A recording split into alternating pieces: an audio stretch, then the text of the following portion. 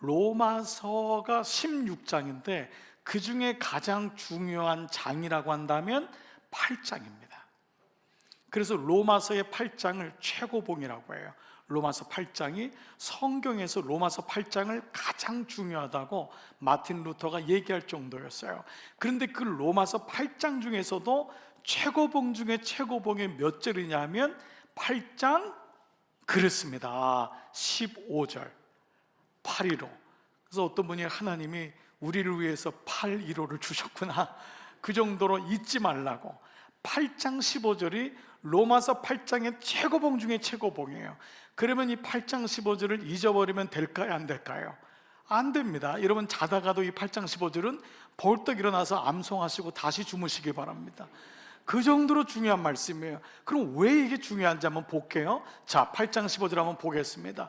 다 같이 시작. 너희는 다시 무서워하는 종의 영을 받지 아니하고 양자의 영을 받았으므로 우리가 아빠 아버지라고 부르짖느니라. 세 가지예요. 첫 번째, 너희가 무서워하는, 다시는 뭐냐면 이전에도 그랬다는 거죠. 우리가 무서워하는 종, 예수님을 믿지만은 좀 찝찝하니까 교회 나오고, 이거 안 하면 안 날 것 같고, 주일날 교회 안 가면 좀 그래도 가는 게 낫지, 이 정도의 차원이라면, 만약 우리는 하나님과 우리 사이가 종의 관계라는 거예요.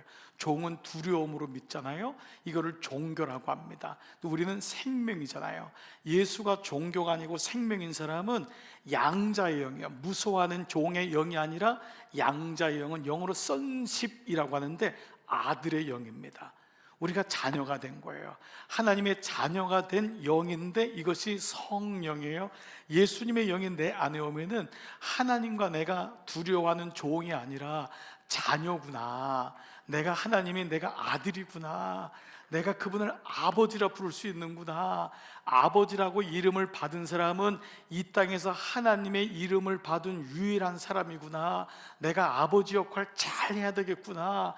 정말 아버지란 이름이 너무 놀랍구나.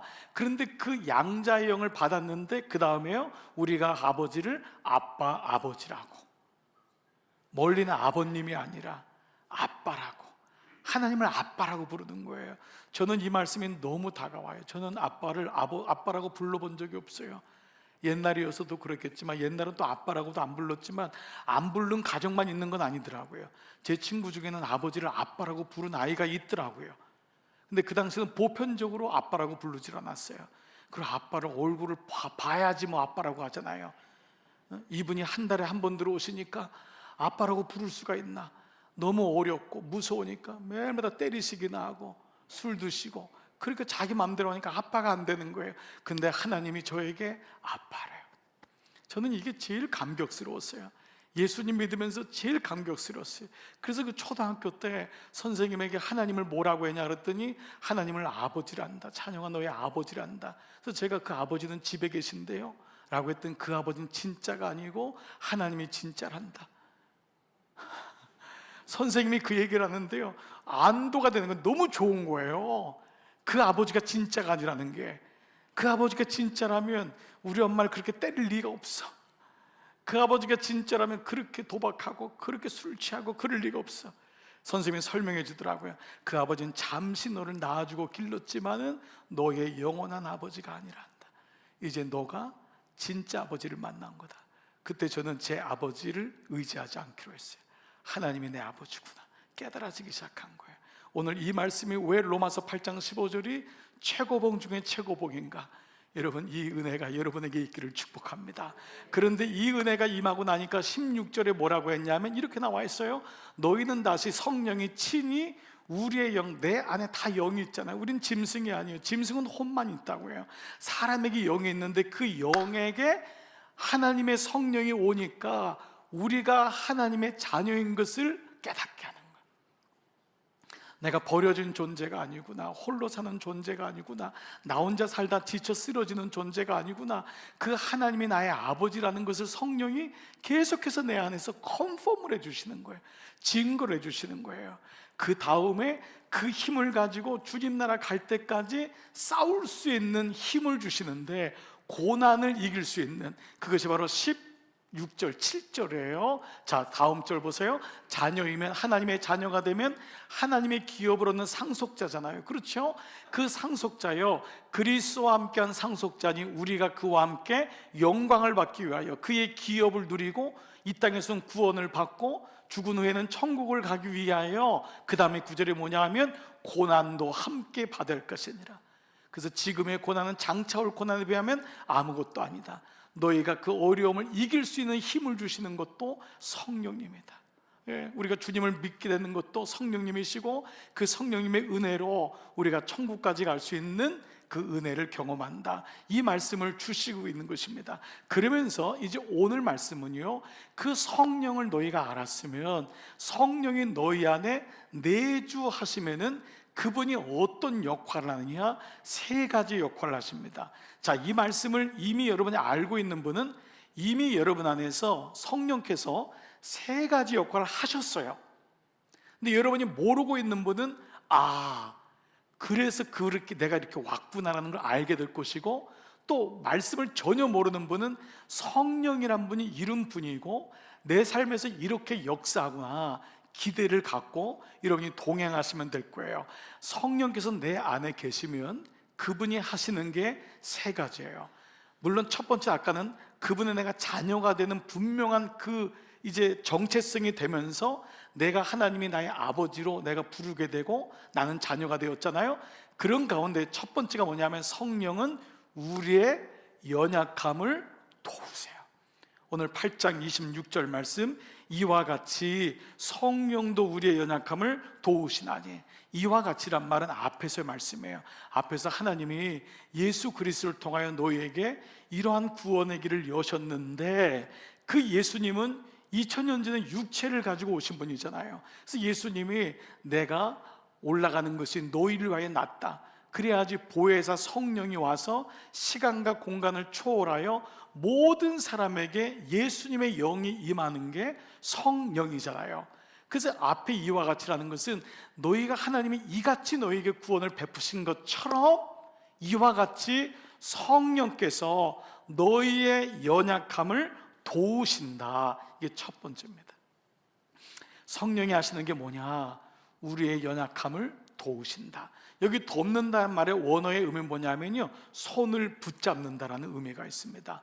그래서 이 관주 성경의 한 곳에 보니까 이렇게 표현이 됐어요.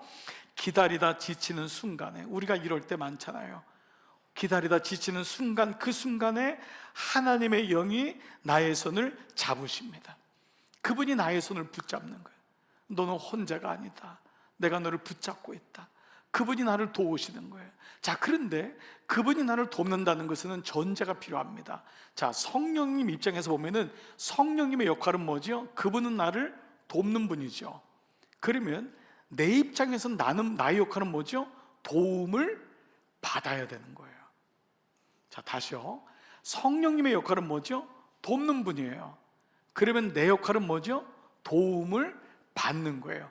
이게 아주 굉장히 중요한 원리입니다. 여러분, 즉 인생은요, 도움을 받아야 돼요.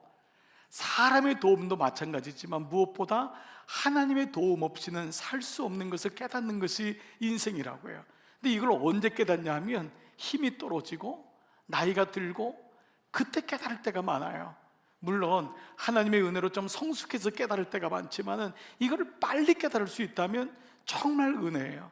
두 번째 하시는 역할이 뭐냐 하면 성령은 우리를 위해 간구하신다 그래요. 26절에 보면은요, 이거 놀라운 말씀이에요. 우리는 마땅히 기도할 바를 알지 못하나 오직 성령이 말할 수 없는 탄식으로 우리를 위하여 친히 간구하시느니라. 여러분, 이 말씀을 가만히 보세요. 우리가 무언가 기도의 제목을 가지고 기도하지만은 사실은 뭐를 기도해야 될지 모를 때가 많아요. 제가 아까 여러분에게 제 아이에 대한 기도 제목을 다시 쓰면서 느꼈던 게 뭐냐 하면, 제가 난 아이인데 기도 제목을 모를까요? 그런데 모르고 있더라고요. 몰라요 사실이에요. 마땅히 무엇을 위해 기도해야 될지 몰라요. 때로 저도요, 기도할 때 우리 교회 위에서 담임 목사하면 기도할 게 얼마나 분명하지 않아요? 근데 마땅히 기도할 분을 모를 때가 많아요. 근데 그때 잠시 주님 앞에 머물러 있고 성령의 도움을 구하게 될 때, 그때 성령께서 기도의 제목을 주세요. 알려주세요. 그분이 얼마나 어려운지가 보여주세요. 그 마음이 읽어져요. 환자 병을 우리 환우들을 위해 기도할 때 그냥 기도 안 됩니다. 성령께서 그 마음을 주셔야지만이 그 마음이 읽혀지고 말할 수 없는 탄식으로 성령께서 안타까워하는 게 느껴지는 거예요. 그래서 여러분, 성령은 우리 안에 말할 수 없는 탄식으로, 우리 인생길에서 어디로 가야 할지 모를 때 성령께서 우리를 대신하여 기도해 주시는 거예요. 세 번째는요, 그분이 뭘 하시냐면 하나님의 뜻을 알게 하세요. 무엇이 주님의 뜻인지, 여러분 이거 여러분의 숙제 아니에요? 이 아이가 지금 어디로 가야 될지, 내가 지금 이걸 판단이 옳은지 아닌지, 근데 성령께서 하나님의 뜻을 알게 하세요. 보세요, 27절, 마음을 살피시는 이가 하나님이잖아요, 이게요. 근데 이 하나님이 성령의 생각이란 단어가 있어요. 눈여겨보신 분은 이 말씀이 조금은 독특하다. 성령의 생각이 있다니? 그러면 하나님의 생각과 성령의 생각이 다른 건 아니잖아요. 하나님 마음을 감찰하시는, 우리의 생각을 감찰하시는 분이 성령의 생각을 아시나니 이는 성령이 하나님의 뜻대로 성도를 위하여 강구하신다. 이게 어떤 의미라냐면, 우리 번역으로는 좀 너무 어려운데 성령의 생각이잖아요. 하나님의 생각이잖아요. 그 생각이 우리로 하여금 하나님의 뜻대로 생각하도록 도우신다는 거예요. 자, 다시요. 하나님의 성령의 생각이 우리 안에 오셔서 우리로 하여금 하나님의 뜻대로 생각할 수 있도록 돕는다. 왜 그러냐면 생각이란 단어가 헬라어로 프로네마란 단어인데요, 프로네마는 생각이란 단어로는 규정하기가 어려워요. 이게 가장 정확한 번역인데 생각의 성향이에요. 즉 성령이 우리 생각의 성향을 알기 때문에. 자, 이해되시죠? 우리 생각의 성향이 뭐죠? 좌절하고 무너지고 아침하고 저녁이 다르고 너무 힘들고. 제가 지난 몇 달 전에 한번 막 기도하다가 한번 이런 적이 있어요. 여러분, 죽지 마세요. 죽지 마세요. 그때는 왜 제가 거기 마음에 성령께서 그 마음 주셨는지, 죽으면 안 돼, 자살하면 안 돼, 죽지 마세요 라고 했는데, 좀 며칠 그 주간 지난 다음에 몇 분들에게 피드백이 올라왔는데 정말 죽고 싶었던 분이 있었대요. 정말 죽고 싶은 분이, 마음속에 다 포기하고 죽고 싶은 분이 있었다는 거예요. 우리 마음의 성향이 이러합니다. 우리의 마음의 성향은 창조적이 아니에요. 우리 마음의 성향은 긍정적이 아니에요. 날마다 낙심하고 낙담하고 주변만 보면 그만두고 싶고 포기하고 싶고. 그런데 우리가 여기까지 온 거거든요. 그런데 그 성령이 우리 마음의 성향 프로네마를 아시고 하나님의 뜻대로 우리의 생각을 지켜주신다는 거예요. 그래서 잠언서 말씀이 뭐죠? 물은 내 마음을 지키라. 이게 너무 중요하잖아요. 그러니까 참 이 말씀으로 본다면은 성령께서 하시는 마음이 바로 우리의 생각을 올바른 판단을 하도록 도우신다. 자, 이러한 가운데 이 놀라운 하나님의 성령의 은혜가 어떻게 확증되냐, 하나님의 의지가 어떻게 되느냐가 28절이에요 28절 한번 볼게요. 우리가 알거니와. 근데 여러분, 28절에 우리가 알거니와는 뭐냐 하면 내가 이제 확신한단 말이에요. I know that. 내가 이제 알았단 말이에요. 그럼 아까 26절에 우리가 마땅히 빌 바를 알지 못하나 그랬죠. 그렇죠? 우리가 뭘 기도할지 못하는데 성령께서 오신 거예요. 오셔서 나를 위해 친히 간구하고 성령을 통하여 내가 사니까 하나님의 깊으신 뜻이 무엇인지를 알게 된 다음에 이제는 I know that. 내가 알았다라는 거예요. 내가 알았다. 그러니까 성령께서 오시니까 내가 이제 확신이 생긴 거예요. 이제 알았다라는 거예요. 그 말씀이 뭐냐? 하나님을 사랑하는 자, 곧 그의 뜻대로 부르심을 입은 자들에게는 모든 것이 합력하여 선을 이루느니라. 자, 그런데 여러분, 이 말씀은요, 우리의 고백이 아니에요. 먼저요, 이건 누가 고백한 거냐면 하나님이 고백한 거예요.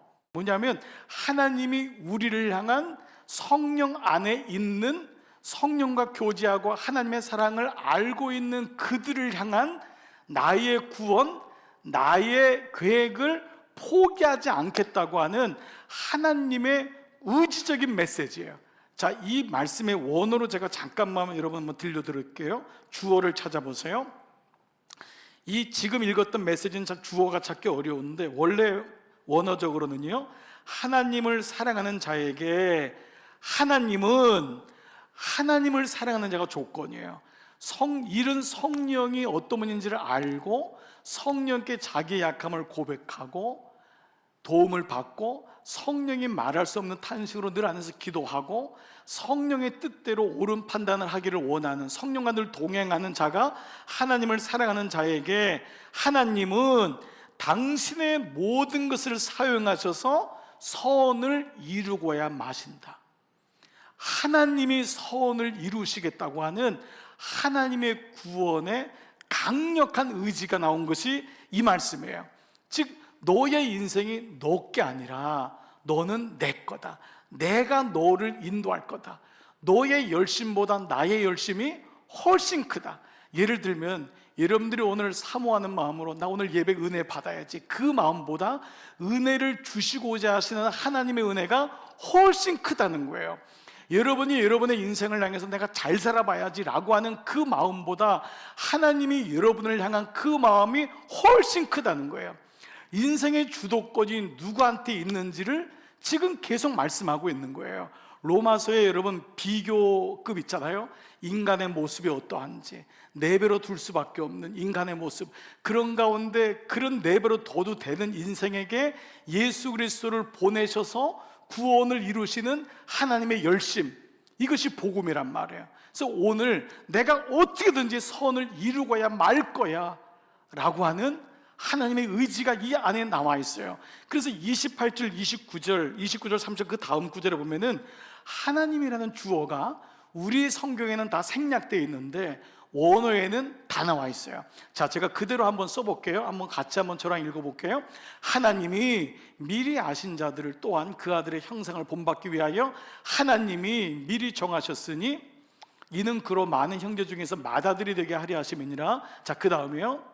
또 하나님이 미리 정하신 그들을 또한 하나님이 부르시고 하나님이 부르신 그들을 또한 하나님이 의롭다 하시고 하나님이 의롭다 하신 그들을 또한 하나님이 영화롭게 하셨다. 뭐죠? 부르시고 의롭게 하시고 영화롭게 하시고 천국 가게 하신 게 영화로운 거거든요. 이 모든 것의 주어가 누구라고요?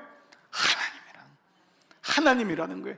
이거를 지금 바울이 어떻게든지 얘기를 하고 싶은 거예요. 왜냐하면 인생은 하나님을 안 찾거든요. 조금만 좋은 일이 있으면 내가 하나님으로 변장시켜 버리잖아요. 이 구절에 대한 안타까움이 있는 거예요. 그래서 이거를 가리켜서 신학적인 용어로 하나님의 주도하심, 하나님의 인도하심이라는 단어를 씁니다. 하나님이 끌고 가시겠다는 거예요. 내가 너희를 뺏기지 않겠다고 하는 거예요. 그러니까 여러분, 우리는 하나님 어디 계신가요? 이럴 때 많잖아요. 그런데 그거랑 관계없이 하나님은 지금도 여전히 우리 인생길에서 주인 되어주시고 우리를 끌고 가신다고 하는 그 말씀을 계속 보여주고 있는 거예요.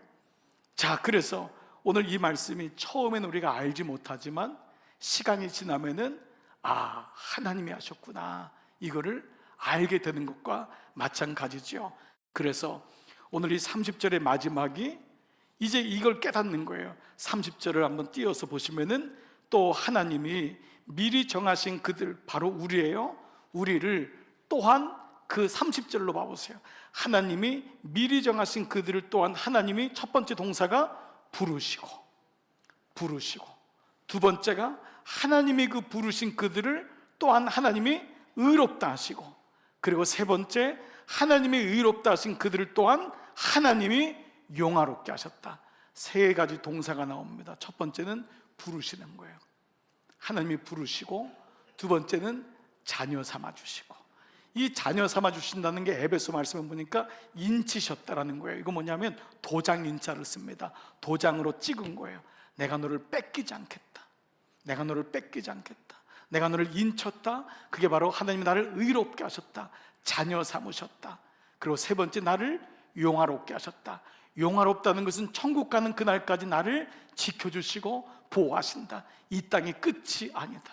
여러분, 여기서 우리 모두가 죽잖아요. 우리 모두 생명은 다 제한한 거예요. 제한이 있는 거예요. 그러나 거기서 끝나는 것이 아니라 그 다음까지도 하나님이 인도하신다라고 하는, 부르시고 인치시고 의롭다 하시고 영화롭게 하신다, 이 세 단어를 통해서 하나님이 어떤 분인지를 오늘 이 사도 바울은 우리에게 말씀하고 있는 거예요. 자, 여러분, 이 말씀을 한번 적용해 볼게요. 아무리 제가 교리적으로 이 말씀을 풀고 여러분들에게 원어적으로 설명을 해도 가장 중요한 것은 여러분에게 하나님이 어떤 분이시냐 하는 것입니다. 여러분, 하나님이 여러분을 부르시고 여러분의 언어로 고백할 수 있나요? 하나님이 나를 부르셨고 그 어둠 속에서 하나님이 알지 못하는 가운데 부르셨고 하나님이 나를 자녀 삼으셨고 하나님이 나를 영원한 그 나라 갈 때까지 보호하시고 지키신다고 하는 그 하나님이 나의 주어가 되는 인생이 이 로마서의 가장 최고봉의 인생인 거예요. 그것이 성령께서 우리로 하여금 계속 깨닫게 하시는 거예요. 우린 잊으니까 성령이 내 영 안에 오셔서 너는 혼자가 아니고 너는 이 땅에 그냥 태어난 존재가 아니고 내가 너를 불렀고 내가 너를 자녀 삼았고 내가 너를 천국 갈 때까지 영원토록 함께 하겠다고 하는 그 메시지를 주시는 것이 오늘 이 로마서 8장의 말씀이라고 할 수 있습니다. 사실 여러분, 오늘 설교 제목은요, 여러분 중에 이 설교 제목이 좀 잘못 나온 게 아닌가 이런 분들이 좀 여러 분이 있어가지고 사무실에도 이거 고치라고 이런 분이 있을 정도로, 그리고 사무 집사님, 권사님도 잘못 쓸 정도였어요. 그 제목이 뭐냐 하면 니는 혼자가 아니다. 경상도 말, 니는 혼자가 아니다. 이 제목은요, 그 저에게 오셔서 한번 제가 우리 강단에서 한번 소개를 잠깐 인사를 하게 했던 원로 장로님이 계세요. 제가 20여 년 전에 함께 믿음 생활 섬겼던 교회 장로님이셨어요. 지금 88세신데 처음 그 장로님 뵀을 때 60대 후반이셨어요. 이 장로님은 한국에서 경북의대를 졸업하시고 의사 이제 됐죠. 그래서 미국 가서 또 공부하고 미국에서 개업을 하셨어요. 그러다가 이제 저희 교회에 오시게 됐고 실력이 또 인정받아서 연방 정부에서도 의사 일을 할 정도로 모든 사람들에게 모범적인 의사 생활도 하셨어요. 의사 생활만이 아니에요. 특별히 믿음 생활에 있어서는 너무 많은 사람들에게 감동을 주고 정말 본을 보이셨어요. 우리 교회 1:1 양육 동반자, 그 나이 그 나이에도 다시 섬기실 정도로 그런 모든 사람들 새 가족 오면 섬기시고 그랬던 분 때문에 많은 사람들이 정말 장로님 보면서 참 많이 감동을 받았는데, 주일날 1:1 양육 동반자 가정을 마치면서 간증을 하게 됐는데 이번에 처음 고백, 오늘 주일 같은 날 이날 여기 올라오신 거예요. 그래서 이제 이분이 간증을 하신 첫 번째 고백은 저는 경상북도 밀양에서 태어났습니다. 저희 어머니는 밀양에서 유명한 기생이셨습니다. 그리고 저는 도박과 술에 찌든 아버지에게 너무 많이 맞아서 이러다 죽겠다 싶어서 9살에 혼자 배를 타고 일본에 밀양을 했습니다. 일본 가서 너무 배고파 죽겠다가 한국에서 조국이 해방을 맞았다 해서 한국 돌아왔는데 돌아갈 고향이 없어서 미군 부대에서 하우스보이로 살았습니다. 이렇게 시작되는 그분의 고백은 너무도 많은 사람들에게 충격을 줬어요. 한번 고생 한번 안 하려 생각했던 장로님이 앞에 있는 권사님은 그 장로님을 너무 사랑스럽게 바라보시면서 내려왔을 때 제가 장로님을 크게 안아드렸어요. 그 장로님이 너무 감사합니다. 너무 감사합니다. 그는 자신의 인생 속에서 너무 힘든 일이 있었지만 내색 한번 안 하고 그 과정을 겪었던 거예요. 근데 제가 장로님한테 장로님 인생에 가장 많이 들렸던 하나님의 음성이 뭐였어요? 그때 니는 혼자가 아니다. 니는 혼자가 아니다. 그 음성이 어렸을 때부터 88세 된 지금까지도 니는 혼자가 아니다. 사랑하는 여러분, 저는 이게 로마서라고 생각해요. 로마서 말씀은 교리가 아니에요. 그 말씀은 니는 혼자가 아니다. 왜 네 고집대로 사니? 왜 말씀이 안 들리니? 믿어지지 않니? 내가 너를 위해서 예수 그리스도를 주었는데 이게 아직도 믿겨지지 않는구나. 너는 혼자가 아닌데. 오늘 저는 이 말씀이 여러분에게 들려지기를 바라요. 믿음은 설득이 아닙니다.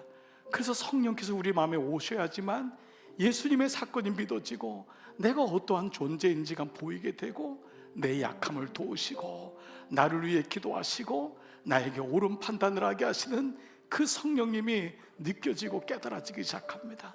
오늘 이 아침 저는 그 하나님이 여러분의 하나님이 되시기를 축복합니다. 그리고 오늘 너는 혼자가 아니다, 오늘 이 고백 여러분의 고백 되셔서 이번 한 주간도 남은 인생도 능히 승리하시기를